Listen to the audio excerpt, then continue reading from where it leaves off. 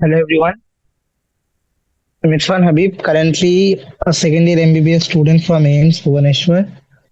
I cleared my NEET in 2022 with an India rank 594 and a score of 685. आज আমরা chapter number 13 of class 12, so class 11, that is plant growth and development, কিভাবে উদ্ভিদের বৃদ্ধি এবং তার বিকাশ হয়। ওকে, এবার এই দুটো কথার মধ্যে অনেক পার্থক্য রয়েছে, সেটা হচ্ছে বৃদ্ধি এবং বিকাশ, এবং তারা কিভাবে একে অপরের থেকে আলাদা আমরা এই চ্যাপ্টারে জানবো। এবং ডিটেলে আমরা বৃদ্ধি এবং বিকাশের সম্পর্কে, কিভাবে বৃদ্ধি হয়, বৃদ্ধির জন্য দায়ী কি কি ফ্যাক্টর, কি কি প্রসেস রয়েছে, এবং ডেভেলপমেন্টেরও বা বিকাশ কিভাবে হয়ে থাকে, বা বিকাশের বিপরীত কি, যেমন ডি ডিফারেন্সিয়েশন, তারপর পুনর্বিকাশ, সেটা হচ্ছে রিডিফারেন্সিয়েশন, সমস্ত জিনিসগুলো পড়ছি। ওকে, নাও থিং ইজ, তাহলে এই চ্যাপ্টারে আমরা যদি বলি, এখন অব্দি তোমরা ফ্লাওয়ারিং প্লান্টস এর অর্গানাইজেশন অর্থাৎ যে সপুষ্পক উদ্ভিদগুলির যে অঙ্গ সংস্থান হয়, অর্থাৎ তাই তো পাতা রয়েছে, তার মধ্যে মূল রয়েছে, কাণ্ড রয়েছে, তো সেই সমস্ত স্ট্রাকচার গুলি কি করে, তাদের একটা সিকোয়েন্স রয়েছে। এরকম নয় যে ডিরেক্টলি পাতা চলে এসছে বা ডিরেক্টলি সেখান থেকে একটা মূল বেরিয়ে এসছে। তো কি হয়, আমরা জানি যে বীজ আসা, আমরা এটা আমরা জানি তো, বীজ, তাই তো, সিড, সিডলিং, তারপর প্লান্টলেট, ম্যাচিওর প্লান্ট। এবার এই সমস্ত কথাগুলির মধ্যেও ডিফারেন্স রয়েছে। যেমন যদি আমি বলি যে সিড আর সিডলিং এর মধ্যে কি পার্থক্য, একটা হচ্ছে বীজ, মানে আমি যদি ফল থেকে ফলটা কাটলাম, ফল থেকে কাটার পরে যে পার্টটা বায়ু যে ভিতরে থাকে সেটা হচ্ছে বীজ, যেটা থেকে নতুন একটা উদ্ভিদের জন্ম নেয়, তাই তো। এবার সেখান থেকে সিডলিং, সিডলিং থেকে প্লান্টলেট যেটাকে বলছে, তো তারপর হচ্ছে আলটিমেটলি এটা ম্যাচিওর প্লান্ট বা একটা পরিণত উদ্ভিদ।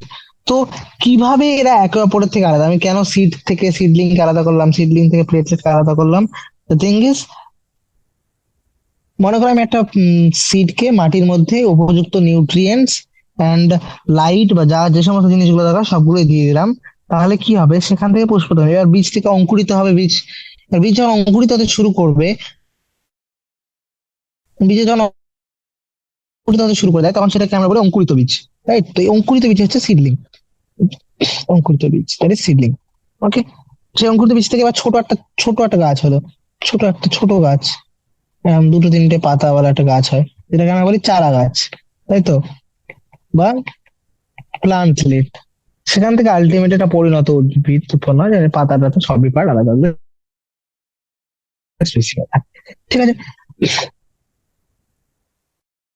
তাই তো। তাহলে এই পরিভাষাগুলো আমরা জানি এখন অব্দি, এবং আমরা এটাও দেখেছি যে একটা নির্দিষ্ট সময় যদি আমি দেখি যে না, হ্যাঁ, এরা কি করে, এরা নিজেদের উচ্চতা, তাই তো, হাইট এবং গার্থ, যেটা হচ্ছে উচ্চতা এবং পরিধি দুটোতেই বৃদ্ধি পায়, সময়ের সঙ্গে সঙ্গে এদের উচ্চতা এবং পরিধি দুটোতেই বৃদ্ধি পায়। ঠিক আছে,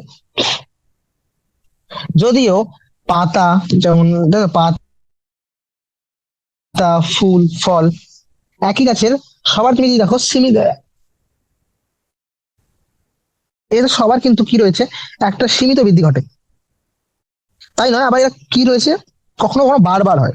যেমন পাতা জন্ম হলো, পাতা ঝরে যায়, আবার নতুন পাতা আসছে, একটা লিমিটেড ডাইমেনশনে পৌঁছালো, তারপর সেটা আবার পুরনো হয়ে ঝরে যায়, আবার নতুন একটা আসে। তাহলে এক্সাক্ট সিকোয়েন্সও মেনটেন হয়, তাই তো, পর্যায়ক্রমিক ভাবেই সমস্ত জিনিসগুলো হচ্ছে। ওকে, অ্যান্ড এই জন্য আরেকটা জিনিস তোমরা লক্ষ্য করেছো যে যে কোনো উদ্ভিদের আগে কিন্তু ফুল আসে না, আগে একটা ভেজিটেটিভ দশা বা একটা অঙ্গজ দশা আসে। অঙ্গজ দশা যেখানে গাছটার মধ্যে পুরো পাতা সম্পূর্ণ হয়ে যায় গাছে, তো তারপরে সেখানে আস্তে আস্তে ফুল ধরতে শুরু করে। তাহলে সবসময় একটা ভেজিটেটিভ ফেজ দরকার। কেন ভেজিটেটিভ ফেজ আসবে, সেখানে টিস্যু, বিভিন্ন রকম সালোক সংশ্লেষ করবে, তারপরে খাদ্য উৎপন্ন হবে, যাতে সে পরবর্তীকালে যে সালোক সংশ্লেষের বা যার জন্ম যে সমস্ত এনার্জি দরকার, সেই এনার্জি গুলো নিজের মধ্যে কনজার্ভ করে রাখতে পারে।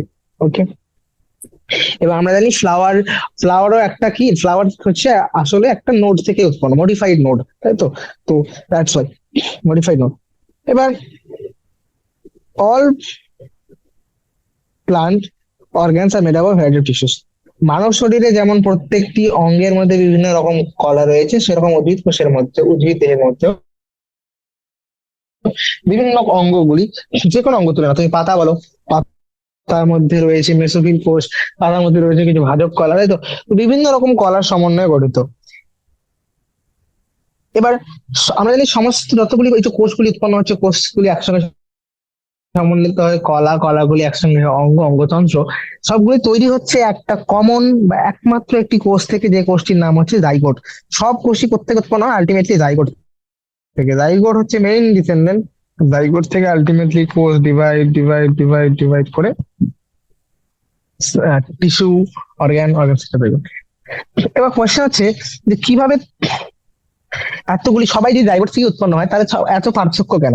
তো মেসোফিল কলার কোষগুলি সবুজ, আবার কাণ্ডের কোষগুলি বিভিন্ন রকম, তাই তো? তো এরকম কেন?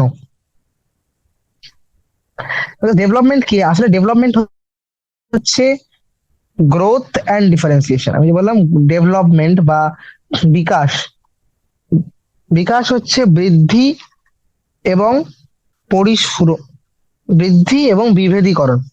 বিকাশ বা যেটাকে বলি পরিস্ফুরণ, এই পরিস্ফুরণ আমি বলি যে একটা সেল ডেভেলপ হয়েছে, তাই তো? সেল ডেভেলপ হয়েছে, তার মানে ওর মধ্যে গ্রোথ হয়েছে, ওর গ্রোথ হয়েছে, সেলের সাইজ ইনক্রিজ হয়েছে বা এই সমস্ত হয়েছে। তার সঙ্গে সেলের মধ্যে কিছু ডিফারেন্সিয়েশন হয়েছে, হয়তো কিছু ক্যারেক্টারিস্টিক চেঞ্জ এসছে, পার্মানেন্ট হয়ে গেছে, তাই তো? তার বিভেদীকরণও হয়েছে। তাহলে এখানে এই জিনিসটা আমরা এই চ্যাপ্টারে এই দুটো জিনিসই মেইনলি ডিসকাস করবো, সেটা হচ্ছে গ্রোথ অ্যান্ড ডিফারেন্সিয়েশন। এবং এই দুটো মিলে কি দাঁড়া করে? ডেভেলপমেন্ট প্লান্টের বা উদ্ভিদের বিকাশ। মানব শরীরও সেম হয়, প্রথমে একই রকমের কিছু স্টেম সেল থাকে, সেখান থেকে কোষগুলি উৎপন্ন হয়, ওইগুলো সেগুলো কোষগুলি বিভাজিত হয়ে ডিফারেন্সিয়েট হয়ে বিভিন্ন রকমের কোষ উৎপন্ন করে। তাহলে হ্যাঁ, এখানে আমরা দেখলাম যে একটা জাইগোট থেকে সমস্ত কোষগুলি উৎপন্ন হয়, এবং এই কোষগুলি যখন জাইগোট থেকে একটা পরিণত উদ্ভিদে যখন পরিস্ফুরণ হয়, তখন এটা একটা খুবই যথাযথভাবে এবং অত্যন্ত একটা সুশৃঙ্খল ধারাবাহিক ঘটনা হবে। মানে ধারাবাহিক কেন বলছি, মানে একটার পর একটা সুশৃঙ্খল, কারণ এটা মেনটেন থাকে কিছু রেগুলেটরের মাধ্যমে, এবং খুবই যথাযথভাবে হয়। কারণ যদি একটা ভুল হয়ে যায়, তাহলে সেখানে মিউটেশন চলে আসবে। মিউটেশন হলে সেখানে তৈরি চান্স থাকে ম্যালিগনেন্সি, তাই তো? আর বিভিন্ন রকম ডেঞ্জারাস ইফেক্ট। সবকিছু একটা যথাযথভাবে এবং ধারাবাহিক ভাবে একটার পর একটা চলতে থাকে, ঠিক আছে? এই প্রসেস যদি দেখো, কমপ্লেক্স বডি অর্গানাইজেশন, জটিল দেহ সংগঠন তৈরি হয়, যাতে আহ, মূল, পাতা, শাখা, ফুল, ফল, বীজ, তাই তো? এই সমস্ত যে কঠিন একটা জটিল দেহ সংগঠন তৈরি হয়, যার মধ্যে এই সমস্ত জিনিসগুলো গঠিত হচ্ছে হয়। এবং অবশেষে উদ্ভিদগুলো একটা সময় আছে যখন তাদের মৃত্যু হয়। উদ্ভিদরা ইমমর্টাল নয়, এদেরও কখনো কখনো মৃত্যু হয়, তাই তো? তাহলে প্রথম ধাপ কি এই দেহের, উদ্ভিদ দেহের বৃদ্ধির বৃদ্ধির প্রথম ধাপটি হলো সিড জার্মিনেশন, যেটাকে আমি বলি বীজের অঙ্কুরোদ্গম। বীজের অঙ্কুর বেরোনো আমরা বলি, হ্যাঁ অঙ্কুর বেরিয়ে এসে, সেটাই বলি বীজের অঙ্কুরোদ্গম, seed germination. This is the first step.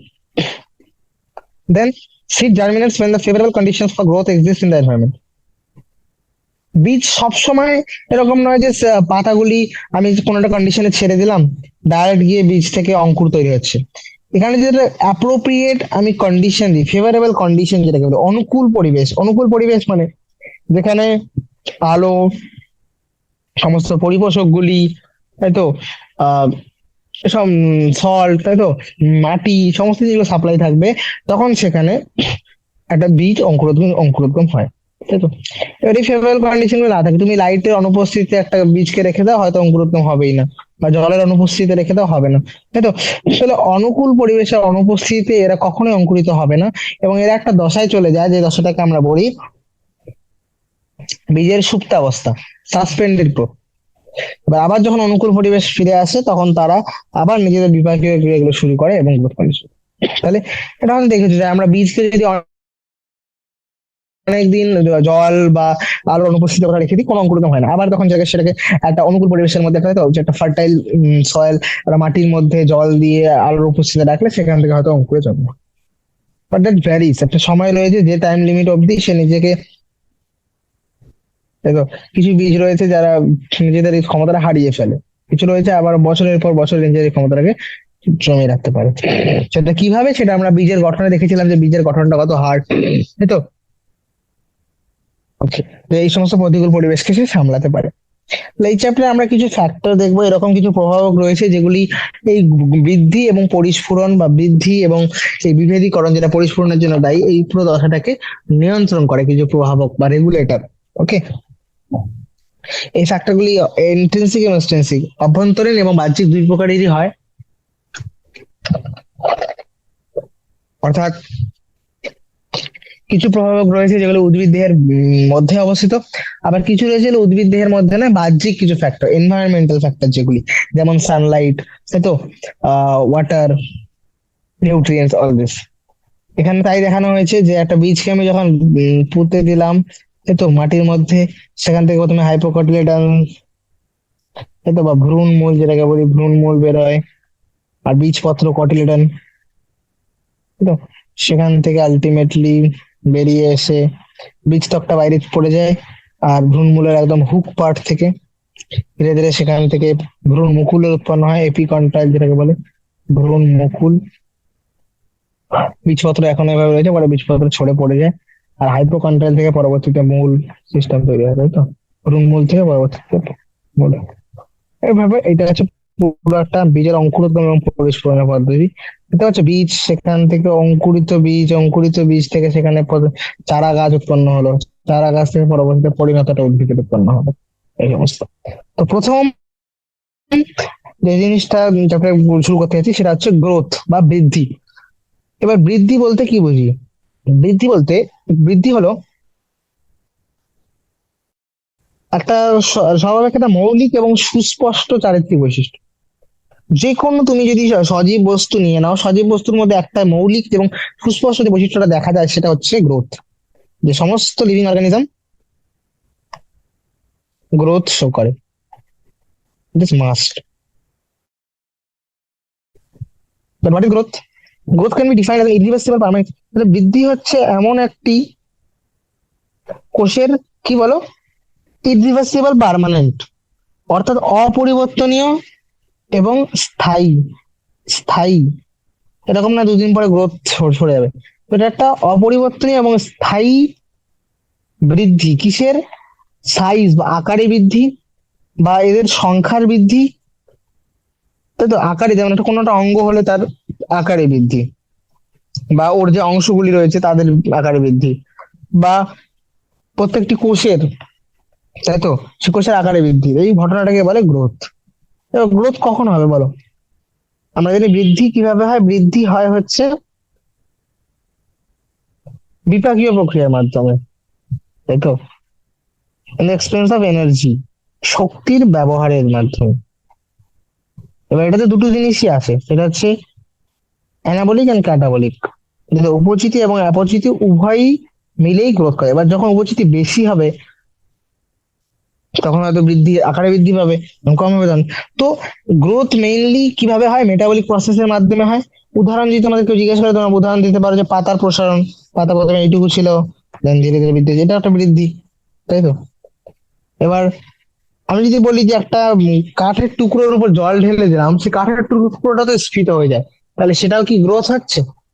দেখো, সেটাকে আমরা সাইজে বৃদ্ধি পাচ্ছে, কিন্তু গ্রোথ কেন বলছি না? গ্রোথ বলছি না বিকজ আমরা জানি গ্রোথ কিভাবে হয়, মেটাবলিজমের মাধ্যমে, বিপাকীয় ক্রিয়ার মাধ্যমে। যেখানে কাঠের মধ্যে জল যখন যে কোনো বিপাকীয় প্রক্রিয়া হচ্ছে না, সাধারণভাবে জলের কারণে স্ফীত হয়ে যাচ্ছে, তো সেটাকে আমরা গ্রোথ হিসেবে গণ্য করছি। ঠিক? তো কিছু উদ্ভিদের গ্রোথ, উদ্ভিদের বৃদ্ধি সম্বন্ধে কিছু পয়েন্ট জরুরি। যেমন প্রথম পয়েন্ট হচ্ছে উদ্ভিদের বৃদ্ধি ইনডিটারমিনেন্ট বা অনিয়ত। আমরা জানি অ্যানিমালরা কি হয়, একটা নির্দিষ্ট লিমিট অবধি এরা বৃদ্ধি হয়, তারপর আর হয় না। কিন্তু প্লান্টের এরকম না, উদ্ভিদের বৃদ্ধি সাধারণত অনিয়ত হয়। যেমন উদ্ভিদের মধ্যে কিছু পার্ট রয়েছে যারা কি রয়েছে, তাদের সারা জীবনকাল ধরে সীমাহীন ভাবে বৃদ্ধি পেতে পারে, এবং উদ্ভিদের এই অ্যাবিলিটিটাকে বা এই ক্ষমতাকে, উদ্ভিদের এই ক্ষমতা কাদের কাছে রয়েছে? কিছু স্পেশাল ভাজক করার মধ্যে, নির্দিষ্ট ভাজক করার মধ্যে। এবং এই ভাজক করাগুলি কোথায় থাকে? উদ্ভিদের আহ নির্দিষ্ট নির্দিষ্ট কিছু স্থানে থাকে, তাই তো। যেমন মেরিস্টেম বা ভাজক কলা যে রয়েছে, ভাজক কলা কোষসমূহগুলি বিভাজন এবং নিজের স্থায়িত্ব বজায় রাখার ক্ষমতা রয়েছে। মানে মানে স্টেম সেলগুলি যে রয়েছে, যে মেরিস্টেম সেলগুলি রয়েছে, মেরিস্টেম গুলো যেমন মাল্টিপ্লাই করে, সেরকম মেরিস্টেম নিজের অস্তিত্বটা, এরকম যে নিজে অস্তিত্ব ক্ষয় পেয়ে গেলে সে অন্যতে কনভার্ট হয়ে গেল, নিজের অস্তিত্ব বজায় রাখছে, তার সঙ্গে সঙ্গে সে মাল্টিপ্লিকেশন করে যাচ্ছে। ওকে, তো এদের কাছে ক্ষমতা রয়েছে আর অনিয়ত পরিমাণে বৃদ্ধি করতে পারে। যদিও কিছু সময় পরে এই কোষগুলি নিজেদের বিভাজনের ক্ষমতা হারিয়ে ফেলে। কেন? এবং সবাই মিলে উদ্ভিদ দেহ গঠন করে। এবার এই ধরনের বৃদ্ধি, যেখানে ভাজক কলা ক্রিয়ার ফলে উদ্ভিদে নতুন কোষ সবসময় যুক্ত হয়ে যাচ্ছে, যত বেশি মেরিস্টেম ডিভাইড করবে, ভাজক কলার বিভাজন হবে, তত বেশি নতুন নতুন কোষ যুক্ত হতে থাকবে। তো এই ধরনের বৃদ্ধির ঘটনাটাকে, এই ধরনের বৃদ্ধির এটাকে বলে মুক্ত বৃদ্ধি, ওপেন ফর্ম অফ গ্রোথ। এবার যদি কখনো এরকম হয় যে ভাজক কলার বিভাজন থেমে যায়, তাহলে কি হবে? আর এরকম কখনো হয় যে মেরিস্টেম হঠাৎ করে নিজের ডিভিশন বন্ধ করে দিল? তো আমরা এর আগেও দেখেছি, যেমন মরফোলজি চ্যাপ্টারে পড়েছে যে দু টাইপের ভাজক কলা হয়। সেগুলি হচ্ছে অগ্রস্থ ভাজক কলা। অগ্রস্থ ভাজক কলা এপিক্যাল দু টাইপের, একটা হচ্ছে মূল অগ্রস্থ, যেটা হচ্ছে রুটের মধ্যে থাকে, তাই তো, রুট এপিক্যাল বা মূল অগ্রস্থ ভাজক কলা। আর শুট এপিক্যাল মেরিস্টেম বা বিটপের অগ্রস্থ ভাজক কলা। ওকে, এবার এই ভাজক কলাগুলি উদ্ভিদের প্রাথমিক বৃদ্ধির জন্য দায়ী। প্রাথমিক বৃদ্ধি বলতে ওর যে এলংগেশন অ্যালং দ্য অ্যাক্সিস, তাদের যে একটা মুখ্য অক্ষ রয়েছে, সেই যে অক্ষ বরাবর এই উদ্ভিদের বৃদ্ধিটা, এই বৃদ্ধির জন্য কে দায়ী? Mainly root and shoot apical meristem. দেখো, শুট এপিক্যাল এবং রুট এপিক্যাল মেরিস্টেম গুলি বা মূল অগ্রস্থ ভাজক কলা আর হচ্ছে বিটপ অগ্রস্থ ভাজক কলাগুলি, এরা বিভাজন করার মাধ্যমে অ্যাক্সিস বরাবর বা অক্ষ বরাবর উদ্ভিদ যে প্রাথমিক বৃদ্ধি সেটার জন্য দায়ী। ঠিক আছে, এখানে দেখতেও পাচ্ছ। এবার তোমরা জানো যে ডাইকটিলেডন বা যেগুলোকে আমি বলি দ্বিবীজপত্রী উদ্ভিদ, দ্বিবীজপত্রী উদ্ভিদদের ক্ষেত্রে এবং জিমনোস্পার্ম বা ব্যক্তবীজীদের ক্ষেত্রে ল্যাটারাল মেরিস্টেম, তাই তো, এদের জীবদ্দশার পরের দিকে কি হয়? পার্শ্বীয় ভাজক কলা, ল্যাটারাল মেরিস্টেম বা পার্শ্বীয় ভাজক কলা, পার্শ্বীয় ভাজক কলা, সেগুলো হচ্ছে ভাস্কুলার ক্যামিয়াম এবং কর ক্যামিয়ামও পরবর্তী দশায়, মানে জীবনের পরবর্তী কালে আবির্ভাব ঘটে।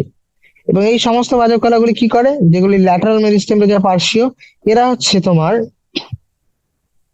এরা অঙ্গের পরিধি বৃদ্ধি ঘটায়, একদম ঘটাচ্ছে বৃদ্ধি, দৈর্ঘ্যে বৃদ্ধি, সেটা হচ্ছে রুটাপিকা ছোট মেরিস্টেম, অ্যাপিকাল মেরিস্টেম গুলি।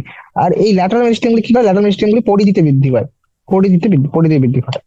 ওকে, তাহলে উদ্ভিদের বৃদ্ধির প্রথম বৈশিষ্ট্য ছেড়ে পড়লাম, সেটা হচ্ছে উদ্ভিদের বৃদ্ধি অনিয়ত। দ্বিতীয় হচ্ছে উদ্ভিদের বৃদ্ধি যেটা রয়েছে সেটা পরিমাপযোগ্য, আমরা এটাকে মেজার করতে পারি। এবার যখন আমি কোষীয় স্তরে বৃদ্ধি দেখবো, কোষীয় স্তরে বৃদ্ধি কি? কোষীয় স্তরে বৃদ্ধি হচ্ছে বেসিক্যালি প্রোটোপ্লাজমের সংখ্যা বৃদ্ধি পাওয়া। কোষের যে প্রোটোপ্লাজম রয়েছে, নিউক্লিয়াস এবং সাইটোপ্লাজম, তাই তো, সেই এটা বৃদ্ধি পায়, এটাকে আমরা বলি গ্রোথ। তো সেলুলার লেভেল বা কোষীয় স্তরে গেলে সেটা প্রোটোপ্লাজমের বৃদ্ধি, যেটাকে আমরা ডিরেক্টলি মেজার করতে পারি না। পারি না। তাহলে আমরা যেহেতু প্রোটোপ্লাজমের বৃদ্ধি মেজার করতে অক্ষম, তাই তো, সক্ষম নই, তাহলে আমরা কি করব? আমরা তো ইনডাইরেক্টলি মেজার করি। কিভাবে? এমন কিছু কোয়ান্টিটি বা এমন কিছু পরিমাণ নিয়ে আমরা গণনা করি, যেগুলি হয়তো কোষের প্রোটোপ্লাজমের সাথে কম বেশি কোনো না কোনো ভাবে সমানুপাতিক। কোষের যদি প্রোটোপ্লাজমের বৃদ্ধি হয়, তাহলে সেগুলিও বৃদ্ধি পাবে। এরকম কিছু পরিমাপ আমরা নিই। যেমন কি কি নিতে পারি আমরা? যেমন আমরা নিতে পারি হচ্ছে increase in fresh weight. Fresh weight বা সরস ওজন যেটাকে বলি, জলের সাথে যেটা সরস ওজন, বা ড্রাই ওয়েট, শুষ্ক ওজন, দৈর্ঘ্য, আয়তন, দৈর্ঘ্য, তাই তো, ক্ষেত্রফল, আয়তন, কোষের সংখ্যা, প্রোটোপ্লাজম বৃদ্ধির সঙ্গে সঙ্গে এই সমস্ত জিনিসগুলো বৃদ্ধি পায়। তাহলে এখানে একটা উদাহরণ হিসেবে দিচ্ছি, রুট অ্যাপিক্যাল মেরিস্টেম বা যে ভুট্টা যে রয়েছে, ভুট্টা জানো মেজ, তো ভুট্টার যে একটি ভুট্টার যে মূল অগ্রস্থ ভাজক কলা রয়েছে, সে 17,500 নতুন কোষ প্রত্যেক ঘন্টায় তৈরি করতে পারে। আবার একটা ওয়াটারমেলন বা তরমুজের কোষ প্রায় 3,50,000 গুণ অব্দি বৃদ্ধি পেতে পারে কোষের আকার। তো একটাতে আমরা দেখলাম সেলের নাম্বার, আমি দেখছি যে হ্যাঁ এত সময়ের মধ্যে এতটা নাম্বার বৃদ্ধি পেয়েছে, সেটা গ্রোথের একটা প্যারামিটার। আবার একটা দেখছি সাইজ বৃদ্ধি পাচ্ছে। তাহলে একটাতে আমরা কিভাবে নিলাম সেল নাম্বার কোষের সংখ্যায়, আর একটা নিলাম সাইজ হিসেবে। আবার অন্য কিছু বৃদ্ধির পরিমাপ রয়েছে, পরিমাপের মাধ্যম রয়েছে, যেমন আমরা পোলেন টিউবের ক্ষেত্রে কি নিই, পোলেন টিউবের ক্ষেত্রে আমরা ওর দৈর্ঘ্য নিই। আর পাতা হলে, তাই তো, পাতা পৃষ্ঠীয় পাতা হলে সেক্ষেত্রে আমরা তার পৃষ্ঠতল হিসেবে নিই, সারফেস এরিয়া। ঠিক আছে, এবার যদি এরকম কোষের ক্ষেত্রে আমরা এটাকে ভলিউমও নিতে পারি। ওকে, এখানে যেটা ছবি দিতে পারো যে এখানে কি করা হয়েছে, এটা নেক্সট আসছি। তো এই বৃদ্ধি যে বৃদ্ধিগুলি হচ্ছে যে বৃদ্ধি পরিমাপযোগ্য, কিন্তু বৃদ্ধির কিছু দশা রয়েছে, এরকম না যে বৃদ্ধি কোনো দশা ছাড়াই বা এমনি এমনি বৃদ্ধি হতে শুরু করে। বৃদ্ধির কিছু দশা রয়েছে, সেগুলি কি কি? সেগুলি হচ্ছে সাধারণত থেকে তিনটি দশায় ভাগ করা যায়। সেগুলি হচ্ছে মেরিস্টেমেটিক, এলংগেশন অ্যান্ড ম্যাচুরেশন। তার মানে একটা হচ্ছে বিভাজন দশা, দীর্ঘীকরণ দশা এবং পরিণতির দশা, তাই তো? তো কিভাবে, একটা উদাহরণ দেব। যদি আমি মনে করো আমি এটা উদাহরণ হিসেবে নিচ্ছি মূলের অগ্রভাগ। তো সেই মূলের অগ্রভাগ বা বিটপের অগ্রভাগ যদি অংশগুলি দেখো, তাহলে সেখানে কিছু অবিরাম বিভাজনরত কিছু কিছু রয়েছে মেরিস্টেম ভাজক করা, যেগুলো অবিরাম বিভাজন করে যাচ্ছে, তাই তো? তাহলে সেই কোষগুলি কোন দশায় রয়েছে? সেই কোষগুলি বিভাজনের দশায় রয়েছে। এবং এই কোষগুলি যেহেতু কন্টিনিউয়াস বিভাজন করছে, কন্টিনিউয়াস মাইটোসিস করছে, তো এদের প্রোটোপ্লাজম, এদের ওই কোষগুলি প্রোটোপ্লাজম সমন্বিত হয়, তাই তো? প্রোটোপ্লাজম সমৃদ্ধ এবং বৃহৎ সুস্পষ্ট একটা নিউক্লিয়াস থাকে, নিউক্লিয়াস কেন থাকবে? যেহেতু বিভাজনের অ্যাক্টিভিটি, তো তাদের মেটাবলিজম অনেক বেশি হবে, বিপাক প্রক্রিয়া বেশি হওয়ার জন্য বিভিন্ন রকম প্রোটিন দরকার, তাই নিউক্লিয়াস অ্যাক্টিভ থাকে, তাই জন্য নিউক্লিয়াসটি খুবই বৃহৎ এবং সুস্পষ্ট হয়। কোষ প্রাচীর গুলো কি রকম হবে? যেহেতু মাল্টিপল ডিভিশন হয়ে যাচ্ছে, তো কোষ প্রাচীর কি রকম হবে? কোষ প্রাচীর হবে প্রাইমারি টাইপের, প্রাথমিক কোষ প্রাচীর, এবং সেলুলোজ নির্মিত। তার সঙ্গে প্রত্যেকটি কোষের মধ্যে কিছু কানেকশন থাকে, যেগুলোকে আমরা বলি প্লাজমোডেসমাল কানেকশন। এবার এই বিভাজন দশার ঠিক সন্নিহিত কোষগুলি রয়েছে, তো কারণ অগ্রভাগের ঠিক পিছনে যে কোষগুলি, সেই কোষগুলি কোন দশাকে রিপ্রেজেন্ট করে? সেগুলি হচ্ছে ফেজ অফ এলংগেশন, দীর্ঘীকরণ দশাকে, দীর্ঘীকরণ দশাকে উপস্থাপন করে। মানে এই কোষগুলি কি রয়েছে, এই কোষগুলির মধ্যে, কোষের মধ্যে কি হয়? কোষ প্রথমে আমরা গেলাম, প্রথম দশা হচ্ছে কোষ মাল্টিপ্লাই করছে। এবার যে কোষ মাল্টিপ্লাই করার পরে কোষে তখন ছোট ছোট কোষ তৈরি হয়ে গেছে। এবার কি হবে? কোষগুলির মধ্যে এদের যে ভ্যাকুওল রয়েছে, এদের মধ্যে এবার ভ্যাকুওল আসতে শুরু করবে, গহ্বর সৃষ্টি হতে শুরু করবে। দেন গহ্বরের মধ্যে বিভিন্ন রকম, তাই তো, আহ কোষগুলি ধীরে ধীরে সম্প্রসারণ হতে শুরু করে, সম্প্রসারণ হতে শুরু করে কোষের। তারপর হচ্ছে কোষ প্রাচীর গুলির মধ্যে, কোষ প্রাচীর মধ্যে কোষ প্রাচীর গঠন হচ্ছে, এই দশাগুলি হচ্ছে। তাহলে এই দীর্ঘীকরণ দশায় কি দুটো জিনিস দেখা যাবে? একটা হচ্ছে সেলের এনলার্জমেন্ট হয়, সেটা হচ্ছে সেলের কোষের সম্প্রসারণ, সম্প্রসারণ, তার সঙ্গে হচ্ছে এর প্রাচীরের মধ্যে কিছু, কোষ প্রাচীরের মধ্যে কিছু জিনিস ডিপোজিট হতে শুরু করে দেয়, তাই তো? কোষ প্রাচীরের মধ্যে নতুন পদার্থগুলি জমতে শুরু করে। নেক্সট, এছাড়াও আরো কিছু জিনিস, যেমন অ্যাপেক্স থেকে আরো দূরে গেলাম, তাহলে প্রথমে বললাম অ্যাপেক্স একদম অগ্রভাগে, অগ্রভাগে কোষগুলি বিভাজনের কাছে, তার সন্নিহিত কোষের দশা হলো কোন দশা রয়েছে? এখানে যদি এলংগেশন হচ্ছে সেলগুলি, তার ঠিক সন্নিহিত বা সব থেকে দূরে অগ্রভাগ থেকে যে দশা, যে কোষগুলি আছে, সেই কোষগুলি কোন দশায় রয়েছে? তারা রয়েছে পরিণতির দশায়। এবার এই দশায় কি হয়? কোষগুলি তাদের সর্বাধিক আকার লাভ করে ফেলে, ম্যাক্সিমাম সাইজ যেটা সেটা করে, এবং তার সঙ্গে এদের সেল ওয়াল বা কোষ প্রাচীর গুলি থিকনিং, বা কোষ প্রাচীর গুলির একদম ঘনীভূত হতে শুরু করে, প্রাচীরগুলো পুরু হয়ে যায়, তাই তো? প্রোটোপ্লাজমের মধ্যে বিভিন্ন রকম পরিবর্তন দেখা যায়, প্রোটোপ্লাজমিক মডিফিকেশন শুরু হয়ে যায়। এবার বেশিরভাগ দশায়, কোষের যতগুলি দশা রয়েছে বেশিরভাগ কোষই কিন্তু আমরা বিভিন্ন মরফোলজি পড়েছো তোমরা, then you have discussed about, এই প্রত্যেকটা দশাতেই বেশিরভাগ যতগুলো কোষ দেখলাম তো প্রত্যেকটা কোষেরই প্রায় কোন দশায় ছিল, এরা বেশিরভাগই সবাই কোন দশায় থাকে, সেটা হচ্ছে এরা এই পরিণতি দশাতেই থাকে। তুমি যদি পড়েছো ফ্রুট বা লিভস যত কিছু রয়েছে, তো বেশিরভাগ কোষগুলি কোন দশায় রয়েছে, সেটা হচ্ছে পরিণতির দশায়। ওকে, তিনটে দশা ছিল পরিণতি, প্রথম হচ্ছে বিভাজন দশা, তারপর সেখানে যখন সম্প্রসারণ এবং কোষ প্রাচীর গুলি গঠন হতে শুরু করে দেয়, এই তো প্রাথমিক কোষ প্রাচীর থেকে তো পরবর্তী গৌণ কোষ প্রাচীর সমস্ত হতে শুরু করে, তখন সেই দশাটাকে আমরা বলতে শুরু করি সম্প্রসারণ বা দীর্ঘীকরণ দশা। এবং অবশেষে পরিণতি দশা, বা যেখানে গিয়ে আর কোষের বিভাজন হবে না, কোষের এবার প্রোটোপ্লাজম গুলির মধ্যে বিভিন্ন রকম পরিবর্তন হতে শুরু করে এবং প্রাচীর পুরু হতে শুরু করে দেয় আরো। ওকে, নেক্সট যে টপিকটা আছে সেটা হচ্ছে বৃদ্ধির হার। তো বললাম যে বৃদ্ধিকে আমরা পরিমাপ করতে পারি, কিন্তু কি হারে বৃদ্ধি পাচ্ছে। এবার হার বলতে কি বোঝায়? হার বলতে যখন আমি সময়ের রেসপেক্টে বলবো, ইউনিক টাইম। তো আমি এখন বললাম যে হ্যাঁ, দৈর্ঘ্য বৃদ্ধি পেয়েছে, এখানে দেখতে পাচ্ছি হ্যাঁ যে এখানে যদি আমি এই পয়েন্ট গুলো নাম দিয়ে দিই, এটা এ পয়েন্ট, এটা বি পয়েন্ট, এটা সি পয়েন্ট, ডি পয়েন্ট, এভাবে যদি সবগুলো নাম দিয়ে দিই, দেখতে পাচ্ছি যে এ পয়েন্টটার বৃদ্ধি এতটা হয়েছে, বি পয়েন্ট এই অব্দি, সি পয়েন্ট, ডি পয়েন্ট। এখানে দেখতে পাচ্ছ এই দশা সব থেকে বেশি ম্যাক্সিমাম এক্সপ্যানশন দেখা যাচ্ছে। তো এবিসিডি এই পার্টটা বেশি এলংগেট হয়েছে না, এখানে কত বেশি এলংগেশন হয়, অত বেশি এলংগেশন হয়নি, ম্যাক্সিমাম এলংগেশন এই পার্টটা দেখা যাচ্ছে। তো এই পার্টটা কোন দশায় আছে? Elongation phase. এই পার্টটা কোথায় রয়েছে? বিভাজন দশা। এটা কোথায় রয়েছে? পরিণতির দশা। ওকে, তো এই বৃদ্ধির হার কিভাবে, এই যে বৃদ্ধি হচ্ছে, এত বৃদ্ধিকে পরিমাপ করলো, তো পরিমাপ করে একটা হার, অর্থাৎ সময়ের সঙ্গে সঙ্গে কতটা, কি হারে বৃদ্ধি পাচ্ছে, তাই তো, একক সময়ে কতটা বৃদ্ধি পাচ্ছে, সেটা হচ্ছে বৃদ্ধির হার। তো যখন আমরা একক সময়ে কতটা বৃদ্ধি হচ্ছে সেটাকে পরিমাপ করি, তখন সেটাকে বলা হয় বৃদ্ধির হার। তাহলে বৃদ্ধির হারকে গাণিতিক ভাবে প্রকাশ করা যেতেই পারে, তো ম্যাথমেটিক্যালি অবশ্যই আসবে। এবার যে কোনো একটা অর্গানিজম, যে কোনো জীব বা জীবের কোনো অঙ্গ বিভিন্ন উপায়ে কোষ উৎপন্ন করতে পারে, বিভিন্ন উপায় করতে পারে, আমরা জানিও, তাই তো, বিভিন্ন মেথড গুলি। এবার দু টাইপ, এখানে তোমাদেরকে দু টাইপে দেখানো হয়েছে, সেটা হচ্ছে অ্যারিথমেটিক এবং জিওমেট্রিক। অর্থাৎ বাংলা গুলো বলে দিচ্ছি, এটা হচ্ছে বাংলা দিলে বোঝাও যাবে। দেখো, একটা হচ্ছে সমান্তর, একটা গুণোত্তর। সমান্তর, গুণোত্তর, অ্যারিথমেটিক বা সমান্তর বলতে কি বোঝো? অ্যারিথমেটিক প্রোগ্রেশন হয়তো তোমরা পড়েছো, যে একটা রয়েছে, তার সঙ্গে কিছু অ্যাড হতে থাকবে, তার সঙ্গে কিছু একটা অ্যাড হতে লাগলো, তার সঙ্গে আরো কিছু অ্যাড হতে লাগলো, তাই তো, তার সঙ্গে আরো কিছু অ্যাড হতে লাগলো, তো এইভাবে হতে থাকে এবং একটা ডিফারেন্স থাকে প্রত্যেকটার মধ্যে।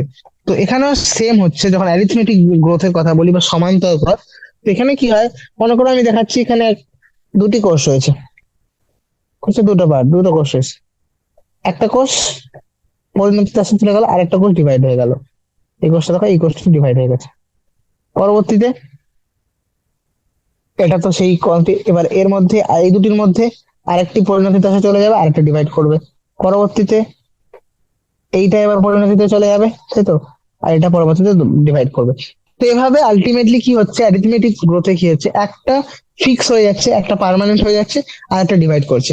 তো একটা এক্সাক্ট একটা সিকুয়েন্সে এরা ডিভাইড হচ্ছে, তো এক থেকে দুই, দুই থেকে তিন, তিন থেকে চার, চার থেকে পাঁচ, এভাবে বৃদ্ধি পাচ্ছে, সমান্তর বৃদ্ধি এটা। আর এটা হচ্ছে গুণোত্তর বৃদ্ধি মানে কি, এখানে কোন রকম কোনো দোষই, কোনোটা কোনো কোনো কোষই পরিণতি দেখা যাচ্ছে না, দুজনেই ডিভাইড করছে। এক থেকে হলো দুই, দুটি কোষ আবার ডিভাইড করলে হলো চার, চার থেকে হলো আট, আট থেকে ষোলো, ষোলো থেকে 32, 32 থেকে 64, এভাবে যখন মাল্টিপ্লিকেশন হতে শুরু করে দেয়, সেই দশাটাকে আমরা বলি গুণোত্তরের দশা। এবার তাহলে এটা হচ্ছে কিসের ডায়াগ্রাম? গুণোত্তর দশা, সরি, সমান্তর, আর বি হচ্ছে গুণোত্তর। এবার একটা দেখছি আমরা, যখন এমব্রিও ডেভেলপ করে, ঠিক আছে? যখন মনে করো যে কোনো এমব্রিও যখন বৃদ্ধি পায়, এমব্রিওতে কি হয় না, ভ্রূণগুলি যখন বৃদ্ধি পায়, ভ্রূণের মধ্যে দুটো দশাই একসাথে হতে শুরু করে। যেমন প্রথমের দিকে কি হয়, প্রথমের দিকে জাইগোট এক থেকে দুই, দুই থেকে চার, চার থেকে আট, আট থেকে ষোলো, এভাবে বৃদ্ধি পেতে শুরু করে। কিন্তু একটা দশা চলে আসে যখন এরা ষোলো থেকে, তারপর 32 না হয় 32 হয়ে যাওয়ার পর 33 থেকে 38, 44, এভাবে বৃদ্ধি পায়। কারণ কিছু কোষ তখন পরিণতির দশায় চলে যায়, কিছু কোষ তখন মাল্টিপ্লাই বা বিভাজন করতেই থাকে। এই কারণে একটা দশা আসে যখন অ্যারিথমেটিক তাহলে প্রথমের দিকে জিওমেট্রিক থেকে গুণোত্তর দশা, পরবর্তীতে এরা অ্যারিথমেটিক দশাকে ফলো করতে শুরু করে বৃদ্ধিতে, ভ্রূণের বৃদ্ধির সময়। তো তোমরা যখন যখন শিখবে যে ভ্রূণের বৃদ্ধির সময় কোন দশা হয়, তাহলে বলবো ভ্রূণের বৃদ্ধিতে প্রথমের দিকে গুণোত্তর দশা ফলো হয়, মানে গুণোত্তর বৃদ্ধি ফলো হয়, পরের দিকে সমান্তর বৃদ্ধি দশা ফলো হয়।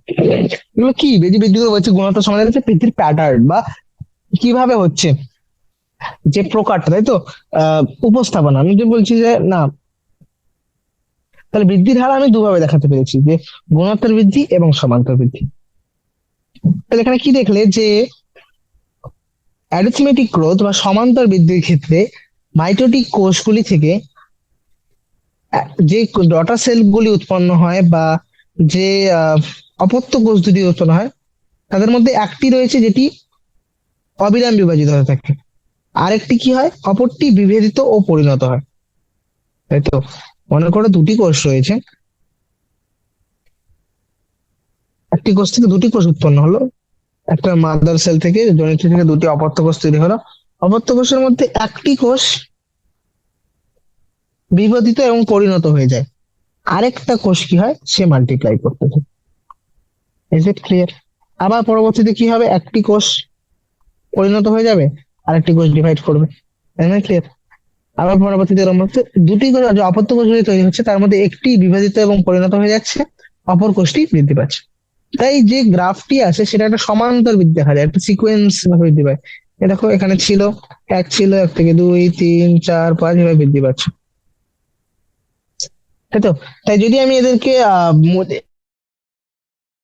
এটা উদাহরণ হিসেবে আমি মূলের বৃদ্ধি বানাতে পারি। আমি হচ্ছে মূলকে নিলাম, মূলকে নিয়ে বৃদ্ধি দেখছি, এর বৃদ্ধিটা তুমি দেখো তো এই বৃদ্ধিটা এরকম একটা কনস্ট্যান্ট রেট, তাই তো। একটা সরল এবং এই বৃদ্ধিটা একদম কনস্ট্যান্ট রেটে হয়, একটা নির্দিষ্ট হারে হয়, ঠিক আছে। যদি আমি এখানে লেংথ অফ দ্য প্ল্যান্ট, তাই তো, উদ্ভিদের উচ্চতার সঙ্গে সময়ের সঙ্গে সঙ্গে উচ্চতা গ্রাফটা করি, তো দেখো একটা সমান্তর বৃদ্ধি দেখা যায়। এরকম তো না এভাবে ছিল, একদিনে এরকম হয়ে গেল, রাতের পরের দিন এরকম হয়ে গেল, এত একদম হঠাৎ করে তো গুণত্ব বৃদ্ধি বৃদ্ধি পায় না। তোমার দেখেছো 1 সেন্টিমিটার হয়, সেখান থেকে 2 সেন্টিমিটার, 3 সেন্টিমিটার, 4 সেন্টিমিটার, এভাবে বৃদ্ধি পাচ্ছে, সমান্তর ভাবে বৃদ্ধি পায়, ঠিক আছে। ওকে, তো ম্যাথমেটিক্যালি যদি এক্সপ্রেস করি, এটা কিরকম এক্সপ্রেশন হবে, যে এল জিরো, অর্থাৎ সময়, মনে করো আমি জিরো আজ থেকে কাউন্ট করা শুরু করলাম, তো আজকে কিছু একটা লেন্থ ছিল, মনে করো 1 সেন্টিমিটার ছিল, তারপর একটা নির্দিষ্ট হারে, তাই তো, গ্রোথ রেট বা বৃদ্ধির একটা নির্দিষ্ট হার, বা বলতে পারো প্রতি একক সময় যে দ্বিগুণীকরণটা হচ্ছে সেটা হচ্ছে আর ইনটু টাইম, যত বেশি সময় বৃদ্ধি পাবে তত বেশি বৃদ্ধি পাবে, এটা হচ্ছে ফাইনাল দৈর্ঘ্য, ঠিক আছে? তাহলে এটা হচ্ছে সমান্তরাল। তাহলে এই গ্রাফটা কিরকম আসে, এবং এর যে যে লেখচিত্রে আঁকি সেটা একটা সরল রেখাকে রিপ্রেজেন্ট করে, ঠিক আছে। পরবর্তীতে আসছি গুণোত্তর দৈর্ঘ্য, গুণোত্তর বৃদ্ধি, জিওমেট্রিক্যাল বা গুণোত্তর বৃদ্ধি। গুণোত্তর বৃদ্ধিতে কি হয়, প্রথমের দিকে একটা স্লো ফেজ থাকে, তারপর ধীরে ধীরে সবাই একসঙ্গে বৃদ্ধি পেতে শুরু করে, তো একসঙ্গে বৃদ্ধি শুরু করে, তো একটা র্যাপিড ফেজ চলে আসে, খুব দ্রুত একটা দশা চলে আসে, এবং আলটিমেটলি, তাই তো, প্রথম যে স্লো বা যে ধীর গতির দশাটা থাকে সেটাকে আমরা বলি বিলম্ব দশা বা ল্যাগ ফেজ। তারপর যখন দ্রুত বৃদ্ধি করে সেটাকে বলি লগ বা দ্রুত বৃদ্ধি দশা, তাই তো। তো প্রথম দশাটাকে বলছি ল্যাগ ফেজ, পরে থেকে বললাম লগ বা এক্সপোনেনশিয়াল ফেজ। এবার এখানে কি হয়, প্রত্যেকটি প্রয়োজন, ওখানে যেমন কি ছিল, সমান্তরে ছিল, যে যে অপত্য কোষ দুটি তৈরি হয় তার মধ্যে একটি কোষ বিভাজিত হয়ে যায়, আরেকটি কোষ বিভাজন করে। কিন্তু এখানে গুণোত্তর দশা এরকম না, গুণোত্তর হচ্ছে দুটি অপত্য কোষ রয়েছে, দুটি অপত্য কোষই বিভাজন করতে শুরু করে দেয়, ঠিক আছে। দুটির মধ্যেই ক্ষমতা রয়েছে ডিভাইড করতে পারবে। এবং তুমি যদি সময়ের সঙ্গে সঙ্গে, আমরা যদি এবার নিউট্রিয়েন্ট সাপ্লাইকে লিমিট করে দিই, যে পরিপোষকের যে সরবরাহ দিচ্ছি সেটাকে যদি সীমিত করে দেওয়া হয়, তাহলে একটা দশা আসবে যখন এরা ক্ষমতা রয়েছে, এরা বিভাজন করতে পারে, কিন্তু যেহেতু নিউট্রিয়েন্ট সাপ্লাই নেই, পরিপোষকের সরবরাহ নেই, তাই সেখানে গিয়ে বৃদ্ধিটা ধীরে ধীরে শিথিল, মানে ধীর হতে শুরু করে দেয়, তো মন্দীভূত হয়ে যায়, এবং আলটিমেটলি একটা স্টেশনারি ফেজে চলে আসে, বা একটা স্থিতিশীল দশায় চলে আসে। তিনটে ফেজ, প্রথমে ল্যাগ ফেজ, আলটিমেট এক্সপোনেনশিয়াল বা log phase, and finally stationary phase বা স্থিতিশীল দশা। তো যদি আমরা এই গ্রোথের সঙ্গে সঙ্গে, তো বৃদ্ধির সঙ্গে সময়ের একটা গ্রাফ প্যারামিটার ড্র করি, তাহলে একটা টিপিক্যাল এস শেপ পাই বা সিগময়েড শেপ পাই। ঠিক আছে, সিগময়েড চিত্র। এবার এই সিগময়েড কার্ভটি, এটা যে কোনো সজীব উদ্ভিদ যখন ন্যাচারাল এনভায়রনমেন্ট, সাধারণ যদি এই পরিবেশের মধ্যে থাকে, তাই তো, পরিবেশের মধ্যে যখন আমরা বৃদ্ধি পাই যে কোনো কোষ, সজীব কোষ, তখন তাদের যে চারিত্রিক বৃদ্ধি যে প্যাটার্নটা ফলো করে সেটা সাধারণত এই সিগমেন্ট কার্ভটাই হয়। সেখানে একটা লক থাকে, কারণ আমরা জানি কখনোই তুমি নিউট্রিয়েন্টের সাপ্লাই তো আনলিমিটেড থাকবে না, তাই তো, কখনো না কখনো পরিবেশ তো শেষ হয়ে যাবে, তাই তো। এবং তাহলে প্রত্যেকটি কোষের মধ্যে সজীব কোষ যখন বৃদ্ধি পায় তারা এই স্ট্যান্ডার্ড ফেসটাকেই, সরি, এই সিগময়েড শেপকেই ফলো করে। তো তোমরা কি আহ, তুমি এটা শুধুমাত্র কিছু কোষের ক্ষেত্রে না, সমস্ত কোষ এবং সমস্ত কলা, সমস্ত অঙ্গের ক্ষেত্রেই অ্যাপ্লিকেবল। ঠিক আছে, কিভাবে এই দ্রুত বৃদ্ধির দশাটাকে, যে এক্সপোনেনশিয়াল ফেজটা রয়েছে, কিভাবে এটাকে রিপ্রেজেন্ট করবে?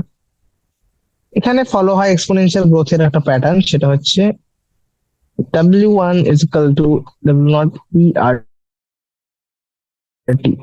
এটা এক্সপোনেনশিয়াল গ্রোথ। এক্সপোনেনশিয়ালে কি হচ্ছে, ফাইনাল একটা, প্রথমে একটা ইনিশিয়ালটা মনে করো প্রাথমিক কিছু একটা পরিমাপ ছিল, প্রাথমিক একটা কিছু সাইজ, তাই তো, সাইজ বা হতে পারে, বা ওয়েট হতে পারে, বা হাইট হতে পারে, তাই তো,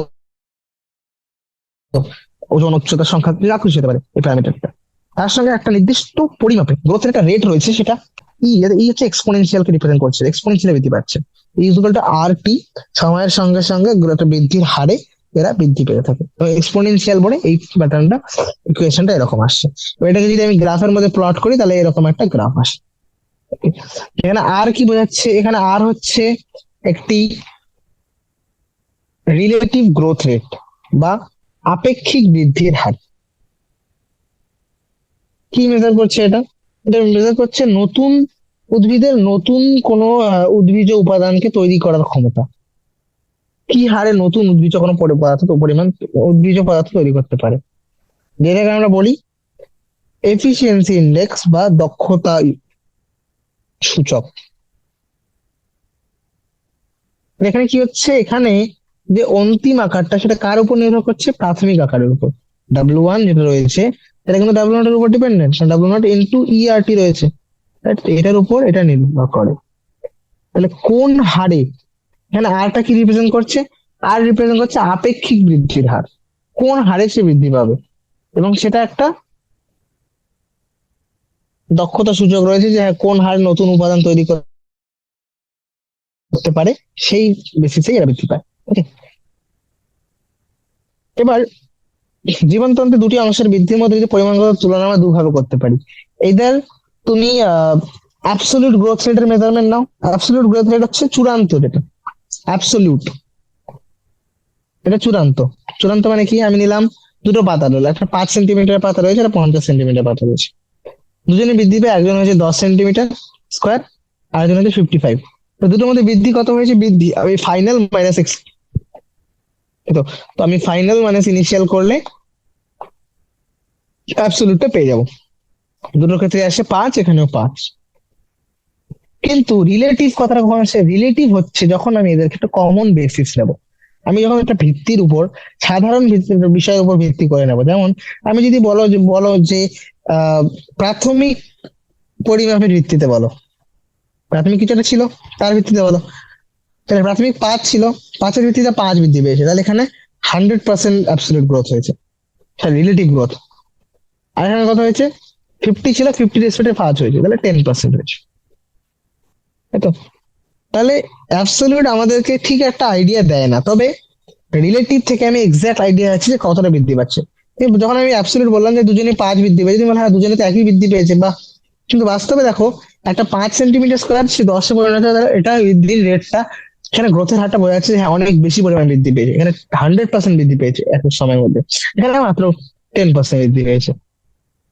তাহলে রিলেটিভ গ্রোথ রেট কার বেশি হবে এক্ষেত্রে, এর ক্ষেত্রে বেশি হবে। রিলেটিভ রেট হচ্ছে একটা দক্ষতার সূচক, এটাই হচ্ছে আসল এফিসিয়েন্সির ইউনিট, কারণ এটা দিয়ে আমরা এক্সাক্ট এফিসিয়েন্সি ডেমো করতে চাই, এর এফিসিয়েন্সি বেশি, বা এ নতুন উদ্ভিজ পদার্থ বেশি তাড়াতাড়ি তৈরি করতে পারে। ঠিক আছে, চলো। এগুলো ছিল কিছু বৃদ্ধির হারের দু টাইপের বৃদ্ধির হার, সেগুলো হচ্ছে সমান্তর বৃদ্ধির হার এবং গুণোত্তর। এবার হচ্ছে বৃদ্ধির কিছু শর্ত। সব কন্ডিশনে বৃদ্ধি হয় না, সমস্ত সময় বা কিছু শর্ত রয়েছে যেগুলি ফলো করলেই কোনো একটি কোষ বা কোনো একটি যে জীবের মধ্যে বৃদ্ধি দেখা যায়। এবার কি সেই কন্ডিশনগুলি? কন্ডিশনগুলি হচ্ছে যে, ফার্স্ট নিজে থেকে ভাবার চেষ্টা করো। এবার এখানে কিছু আমি বলেছিলাম যে দু টাইপের রয়েছে, কিছু ইন্ট্রিনসিক এবং কিছু এক্সট্রিনসিক ফ্যাক্টর রয়েছে, কিছু প্রভাবক রয়েছে, তাই তো? তো কি কি শর্ত হতে পারে? যে হ্যাঁ, এদের বৃদ্ধির জন্য জল চাই, অক্সিজেন চাই, কিছু নিউট্রিয়েন্ট ও পরিপোষক দরকার বৃদ্ধির জন্য। মনে করো যে কোষগুলি দৈর্ঘ্যে বৃদ্ধি পাচ্ছে, আকারে বৃদ্ধি পাচ্ছে, তাদের তাদের জল দরকার, তাই তো? কোষের যখন রসস্ফীতি হবে, জাজিজ কোষের মধ্যে যখন রসস্ফীতি হবে, রস হয়ে যাবে, তখন সেখানে প্রসারণ জনিত বৃদ্ধিটা, এক্সপ্যানশন বৃদ্ধিটা হয়, প্রসারণ জনিত বৃদ্ধি পায়। তাই উদ্ভিদের বৃদ্ধি বা পরবর্তীকালে যখন বিভাজন পড়বে, তাই তো, বিভেদীকরণ, উদ্ভিদের বৃদ্ধি এবং পরবর্তী বিকাশ, ডেভেলপমেন্ট, সবগুলো কিন্তু কোনো না কোনো ভাবে জলের উপর নির্ভরশীল। যত বেশি জল আসবে, জলের মধ্যে জলস্ফীতি ঘটবে, ফলে কোষের মধ্যে সম্প্রসারণ বৃদ্ধি হয়। ঠিক আছে? এবং তাছাড়াও জল আরো কিছু হেল্প করে। জল হচ্ছে, আমরা জানি যত রকম উৎসেচক গুলি যে কাজ করে, উৎসেচক গুলি কাজ করে প্রোটোপ্লাজমের মধ্যে, তো সে তার একটা মিডিয়াম দরকার, একটা মাধ্যম। তো উৎসেচকীয় কার্যকরের মাধ্যম হিসেবেও কাজ করে। অক্সিজেন কিভাবে সাহায্য করে? অক্সিজেন সাহায্য করে শক্তি উৎপাদন প্রক্রিয়ায়, সাহায্য করে বিপাক প্রক্রিয়ায়। নিউট্রিয়েন্ট বা পরিপোষক গুলিকে এরা ব্যবহার করে বিপাক প্রক্রিয়ার সাবস্ট্রেট হিসেবে, বা তাই তো, মানে বিপাক প্রক্রিয়া এই সাবস্ট্রেট গুলিকে, নিউট্রিয়েন্ট গুলিকে ব্যবহার করেই অক্সিজেনের উপস্থিতিতে শক্তি উৎপন্ন করে, সেই শক্তিগুলিকে গ্রোথে ব্যবহার করা হয়। এছাড়াও কিছু উদ্ভিদ রয়েছে যেগুলো একটা অনুকূল তাপমাত্রার মধ্যে বৃদ্ধি পায়। যেমন তুমি যদি এরকম একটা গাছকে যদি 100 ডিগ্রি সেলসিয়াস রেখে দিচ্ছি, কি বৃদ্ধি পাবে? পাবে না। একটা অনুকূল তাপমাত্রা রয়েছে, এই তাপমাত্রাগুলোর দরকার হচ্ছে বিভিন্ন উৎসেচকের কার্যাবলীর জন্য, যেগুলি বৃদ্ধিতে সাহায্য করে। তো যদি এই রেঞ্জটা কোনোভাবে চেঞ্জ হয়ে যায়, মনে করো উদ্ভিদের এই কিছু কোনো রকম বিচ্যুতি হয়, তাহলে উদ্ভিদ সেক্ষেত্রে বেঁচে থাকতে পারবে না, তাই তো? তাহলে এনভায়রনমেন্টাল সিগন্যাল, অর্থাৎ উদ্ভিদের কিছু পরিবেশের প্রভাব, যেমন লাইট, সানলাইট বা আলো, এছাড়াও গ্র্যাভিটি বা অভিকর্ষ বল, এগুলিও কোনো না কোনো ভাবে বিপাকের কোনো না কোনো দশাকে প্রভাব করে। তাহলে এগুলো হচ্ছে বিকাশের কিছু শর্ত বা বৃদ্ধির কিছু শর্ত, যে হ্যাঁ, এই কন্ডিশন গুলো থাকা জরুরি কোনো একটা কোষের ক্ষেত্রে বা কোনো একটা জীবের বৃদ্ধির জন্য। ঠিক আছে? এবার আসছি, আমি বলেছিলাম যে ডেভেলপমেন্ট বলতে আমি কি বুঝি। ডেভেলপমেন্ট বলতে আমি বুঝি গ্রোথ প্লাস ডিফারেন্সিয়েশন, অর্থাৎ বৃদ্ধি এবং বিভেদীকরণ দুটো মিলেই বিকাশ হয়, বিকাশ বা পরিস্ফুরণ যেটাকে বলছি। ওকে, তো বিভেদীকরণ, বিপরীত বিভেদীকরণ বা যেটাকে বলে ডি ডিফারেন্সিয়েশন, আর রিডিফারেন্সিয়েশন বা পুনর্বিভেদীকরণ, এই তিনটে জিনিস বোঝা জরুরি। যেমন দেখো, the cells derived from root apical and shoot apical meristems, তাই তো? মূল এবং বিটপের যে অগ্রস্থ ভাজক কলাগুলি রয়েছে, ও ক্যাম্বিয়াম থেকে, তাই তো, অগ্রস্থ ভাজক কলা এবং ক্যাম্বিয়াম থেকে প্রাপ্ত কোষগুলি কি করে? নির্দিষ্ট কাজ সম্পন্ন করার জন্য এরা বিভাজিত হয়। যেমন যে কোষগুলি মনে করো রুট অ্যাপিকাল বা মূল অগ্রস্থ এবং বিটপ বা অগ্রস্থ ভাজক কলা থেকে যেগুলি উৎপন্ন হলো, এবার তারা কি করে? তারা বিভেদীকরণ করে, বিভেদীকরণ, বিভেদিত হয় এবং পরিণত হয়। পরিণত হয় কিসের জন্য? কোনো একটা নির্দিষ্ট কাজ করার জন্য। শুধু সেল তৈরি হয়ে র্যান্ডমলি সবগুলো মেরিস্টেম হলে থাকবে না, এরা কিছু না কিছু কাজ করবে। তো কেউ হয়তো পরিবহনে সাহায্য করবে, কেউ সালোক সংশ্লেষ করবে, তো নির্দিষ্ট কাজ সম্পন্ন করার জন্য এরা বিভেদীকরণ হয়। এই ঘটনাটাকেই বলে, এই যে বিভেদীকরণ, পরিণত হওয়ার এই প্রক্রিয়াটাকেই বলে ডিফারেন্সিয়েশন বা বিভেদীকরণ। এবার ডিফারেন্সিয়েশনের সময় কি হয়? কিছু স্ট্রাকচারাল চেঞ্জেস আসে, তাই তো? কিছু গঠনগত পরিবর্তন ঘটে কোষের, কোষের কোষ প্রাচীরের মধ্যে পরিবর্তন আসে, বা কোষের প্রোটোপ্লাজমের মধ্যে পরিবর্তন আসে, তাই তো? তো এই ডিফারেন্সিয়েশনের কিছু গঠনগত পরিবর্তন আসবে, কোষের কোষ প্রাচীরের মধ্যে হয়তো নতুন কিছু জিনিস জমতে শুরু করে দেয়, বা কোষ প্রাচীর গুলি মডিফাই হতে শুরু করে, তাই তো? এবং তার সঙ্গে সঙ্গে কিছু গঠনগত আরো কিছু কোষের সেল অর্গানেল মধ্যে কিছু মডিফিকেশন দেখতে পারি আমরা, তাই তো? ওকে, চলো। তো আমি বললাম মেজর কি কি চেঞ্জ আছে, সেটা হচ্ছে সেল ওয়াল বা কোষ প্রাচীরের মধ্যে এবং প্রোটোপ্লাজমের মধ্যে। যেমন উদাহরণ দেখো, ট্রাকিয়ারি এলিমেন্ট। ট্রাকিয়ারি এলিমেন্ট উৎপন্ন করার জন্য কি দরকার? ট্রাকিয়ারি একটা এলিমেন্ট। ট্রাকিয়ারি এলিমেন্ট বলতে কি বোঝায়? ট্রাকিয়ারি এলিমেন্ট হচ্ছে লাইক যে সমস্ত গুলো পরিবহন করে, জলের পরিবহনে সাহায্য করে, ঠিক আছে? এবার মনে করো এরা যদি জল পরিবহন করার সময় এরা কোথায় থাকে? ট্রাকের মধ্যে থাকে, এরকম এরকম কিছু কোষ থাকে। এবার এই কোষগুলো যদি অনেক বড় বড় সাইটোপ্লাজম হয়, তাই তো, তাহলে কি এরা সহজে জল আদান প্রদান করতে পারে, পরিবহন করতে পারে? পারবে না। তো এরা কি হয়, এই কোষগুলি সাইটোপ্লাজম, প্রোটোপ্লাজম থাকেই না। তো যদি কোনো প্রোটোপ্লাজম না থাকে, তাহলে ইজিলি এর মধ্যে দিয়ে জল পাস করতে পারবে, তো জল বা অন্যান্য জিনিসগুলি, তাই তো। তাহলে এরা কি করছে দেখো, তাহলে প্রোটোপ্লাজমের লস হয়ে যায়, এদের ক্ষেত্রে প্রোটোপ্লাজম বিহীন হতে শুরু করে দেয়। এছাড়াও এদের মধ্যে কি আছে, কিছু দৃঢ় স্থিতিস্থাপক এবং লিগ্নো সেলুলোজ, সেলুলোজ এবং লিগনো দিয়ে তৈরি সেকেন্ডারি সেল ওয়াল বা গৌণ কোষ প্রাচীর তৈরি হতে শুরু করে। কেন? কারণ এদেরকে জল অনেক দ্রুত, হয়তো অনেক চাপের মধ্যে দিয়ে, হয়তো জলের যখন খুব বেশি পরিমাণ দেয়, তো হয়তো অনেক পীড়ন থাকবে জলের মধ্যে, জলের প্রেশার খুব বেশি, প্রেশার থাকবে, টান থাকবে। তো অনেক বেশি টানের মধ্যে দিয়েও এদেরকে অনেক পরিমাণ জল অনেক দূরে পরিবহন করতে হয়। তার জন্য এরা প্রোটোপ্লাজম বিহীন হয়ে যাতে বেশি পরিমাণ নিয়ে যেতে পারে, এবং এদের কোষপ্রাচীরগুলো যাতে ভেঙে না যায়, কোষপ্রাচীরগুলো লিগনিন সমন্বিত, খুবই দৃঢ় এবং স্থিতিস্থাপক লিগনিন সেলুলোজ সমন্বিত গৌণ কোষপ্রাচীর থাকে এদের। তাহলে এই যে যত রকম তোমরা এখানে দেখছো শারীরিক স্থানে যে সমস্ত বৈশিষ্ট্যগুলি আসছে, তো এগুলি কেন আসে? এগুলি আসে এদের যে সমস্ত এরা কার্যসমূহ সম্পন্ন করে তাদের ভিত্তিতে। যেমন যে জলে পরিবহন করছে তার ক্ষেত্রে দেখলাম সেল ওয়ালে মডিফিকেশন হলো, তার প্রোটোপ্লাজম হারিয়ে ফেললো সে, ঠিক আছে, এই জিনিসগুলি। এবার উদ্ভিদে আরেকটি মজাদার ঘটনা দেখা যায়, সেটা কি? যে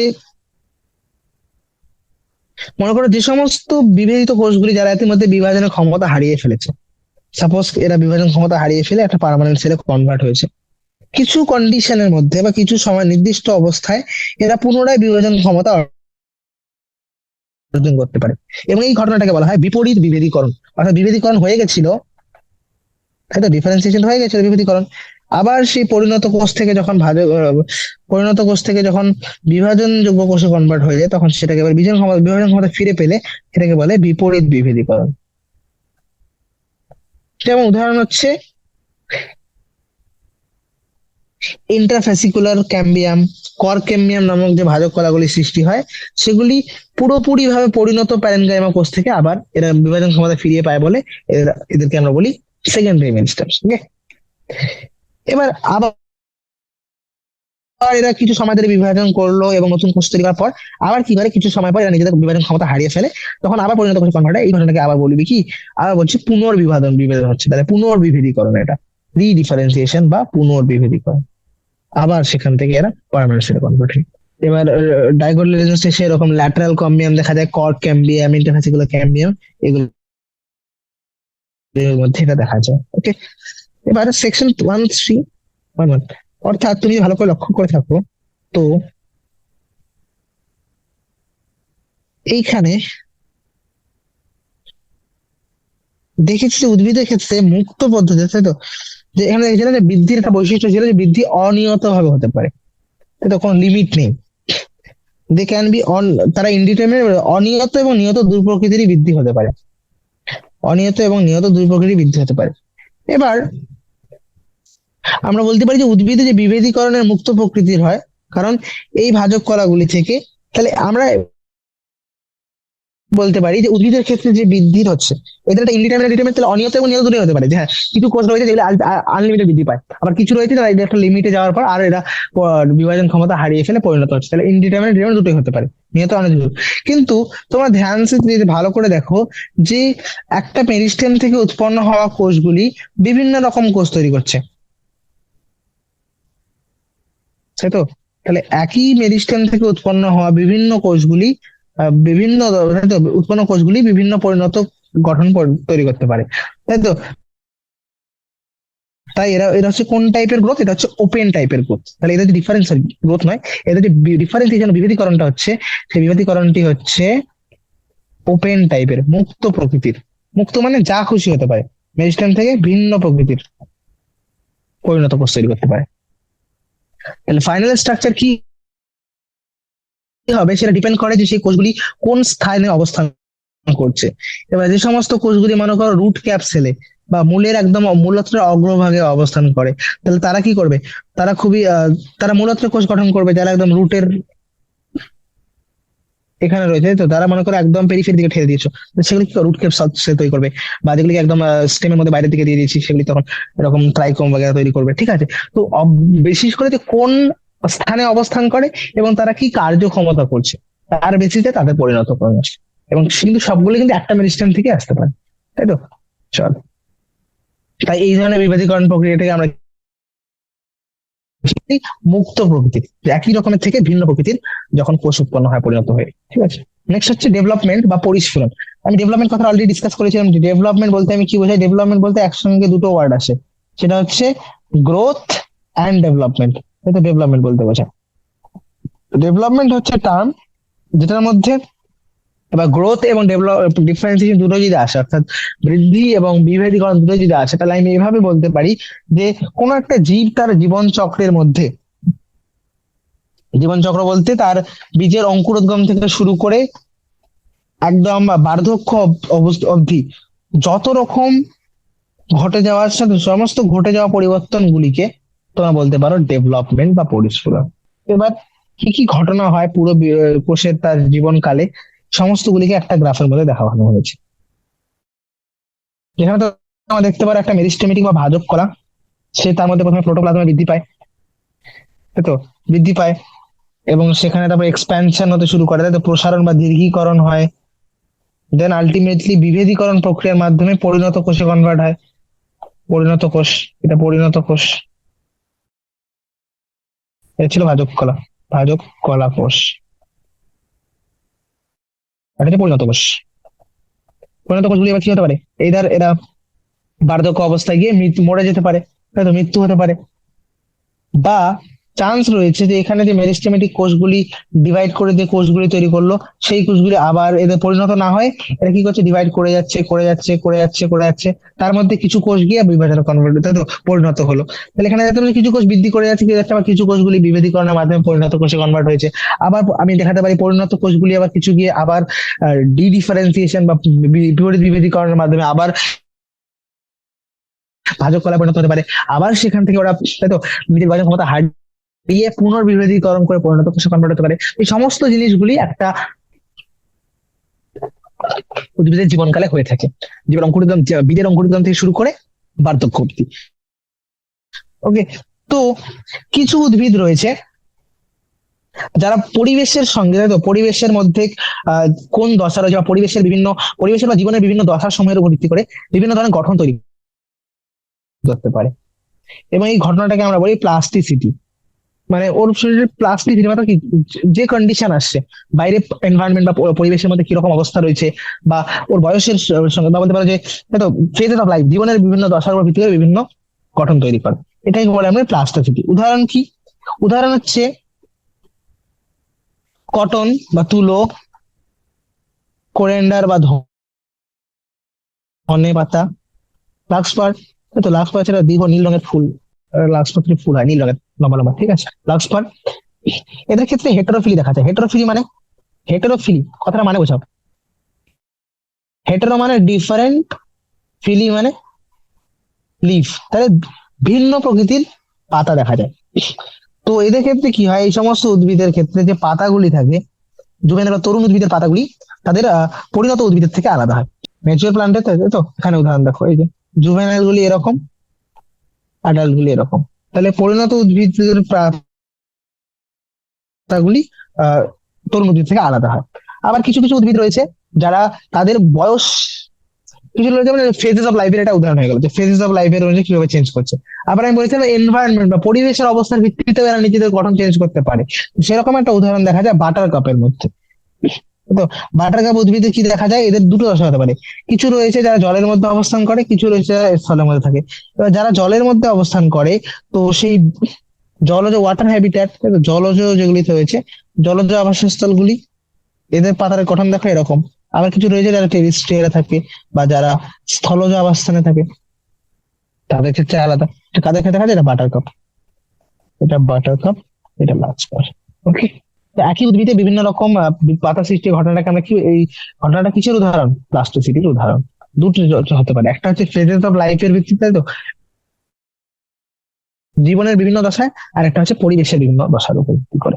তাহলে এখানে আমরা জিনিসগুলো দেখলাম যে বৃদ্ধি, বিভেদীকরণ, আর দুটো মিলে ডেভেলপমেন্ট ও পরিস্ফুরণ, এরা একে অপরের সঙ্গে খুব ঘনিষ্ঠভাবে জড়িত, তাই তো। তাই ব্রডলি আমরা বলেছি, আগেও বলেছি, যে ডেভেলপমেন্ট ও পরিস্ফুরণ বলতে বৃদ্ধি এবং বিভেদনকে একসঙ্গে বোঝানো হয়, দুজনের যোগফল হিসেবে বোঝানো হয়, তাই তো। তাহলে ডেভেলপমেন্ট বা ডেভেলপমেন্ট অফ প্লান্ট, তাই তো, উদ্ভিদের এই বিভেদীকরণ এবং বৃদ্ধি দুটি একসঙ্গে পরিস্ফুরণ ঘটনাটি, এরা ডিরেক্টলি হয় না, এর কিছুই এরকম না যে অনির্দিষ্ট ভাবে হয়ে যাচ্ছে, না, এগুলি কিছু অভ্যন্তরীণ এবং বাহ্যিক কিছু ফ্যাক্টর বা কিছু প্রভাবক দ্বারা প্রভাবিত হয়। এবার যেগুলি ইন্ট্রিনসিক বা অভ্যন্তরীণ ফ্যাক্টর, অভ্যন্তরীণ প্রভাবক, সেগুলি কি হতে পারে? সেগুলি হতে পারে ইন্ট্রাসেলুলার, বা যেগুলি কোষের মধ্যে অবস্থিত, আন্তঃকোষীয়। তো কিছু হতে পারে আন্তঃকোষীয় বা জিনগত, জিনের মধ্যে যে ফ্যাক্টর গুলি আছে, যে হ্যাঁ, জিনের মধ্যে কিছু পাওয়া যায়, জিনের মাধ্যমে প্রোটিন সিনথেসিস, প্রোটিন সংশ্লেষ প্রক্রিয়ার মাধ্যমে এরা কন্ট্রোল করছে, সেটা আলাদা জিনিস। আবার কিছু রয়েছে ইন্টারসেলুলার, অর্থাৎ দুটি কোষের মধ্যে কানেকশন করছে, এই কোষ থেকে উৎপন্ন হচ্ছে, সেটাকে এই কোষের গ্রোথকে, ডেভেলপমেন্টকে কন্ট্রোল করছে, সেটা হচ্ছে ইন্টারসেলুলার। আন্তঃকোষীয়, একটা হচ্ছে অন্তঃকোষীয়, ইন্ট্রা মানে হচ্ছে কোষের মধ্যে, অন্তঃকোষীয়, আর ইন্টারসেল হচ্ছে আন্তঃকোষীয়, দুটি কোষের মধ্যে। আন্ত, ইন্টার মানে আন্ত, ইন্টার স্কুল বলে না সেটা, আন্তঃকোষীয়। আন্তঃকোষীয় প্রভাব কি কি হতে পারে? যেমন কিছু প্রভাবক, যেমন হচ্ছে রাসায়নিক কিছু দ্রব্য, যেমন প্লান্ট গ্রোথ রেগুলেটর বা উদ্ভিদের বৃদ্ধি নিয়ন্ত্রক গুলি। আর এক্সটেন্সিভ ফ্যাক্টর কি কি রয়েছে? এক্সটেন্সিভ ফ্যাক্টর বৃদ্ধির আগেও, বৃদ্ধির সময় ব্যাখ্যা করেছিলাম, যে হ্যাঁ, লাইট, তাই তো, টেম্পারেচার, ওয়াটার, অক্সিজেন, নিউট্রিয়েন্ট, এই সমস্ত কিছু, এগুলো হচ্ছে শর্ত, এগুলো এগুলো না থাকলে বৃদ্ধি হবে না। বৃদ্ধি না হলে পরিস্ফুরণের ফলে বিভেদীকরণ এফেক্ট করবে, বিভেদীকরণ এফেক্ট করলে আলটিমেটলি পরিস্ফুরণ বা উদ্ভিদের একটা পরিস্ফুরণ বা যে আহ, বিভেদীকরণ হচ্ছে, সরি, বিকাশ হচ্ছে, সেটাও এফেক্ট হবে। তাহলে উদ্ভিদের বিকাশ বা পরিস্ফুরণ, এই ডেভেলপমেন্ট এবং তার সঙ্গে বৃদ্ধি এবং বিভেদীকরণ, সমস্ত প্রক্রিয়াগুলি দুটো জিনিস, কিছু প্রভাব দ্বারা নিয়ন্ত্রিত, আভ্যন্তরীণ এবং বাহ্যিক। বাহ্যিক কি হতে পারে? অলরেডি ডিসকাস, লাইট, আলো, তাই উষ্ণতা, জল, পরিপোষক, অক্সিজেন। আর অভ্যন্তরীণ হতে পারে যেগুলি কোষের মধ্যে রয়েছে, জিনের মধ্যে রয়েছে। আবার কিছু রয়েছে একটি কোষ থেকে উৎপন্ন হয়, অন্য কোষের ফ্যাক্টর ব্যবহার করছে, সেটা হচ্ছে ইন্টারসেলুলার, আন্তঃকোষীয়। যেমন কিছু প্লান্ট গ্রোথ রেগুলেটর বা যেগুলি কিছু বৃদ্ধি নিয়ন্ত্রক, আমরা পরবর্তী চ্যাপ্টারে, পরবর্তীতে এটা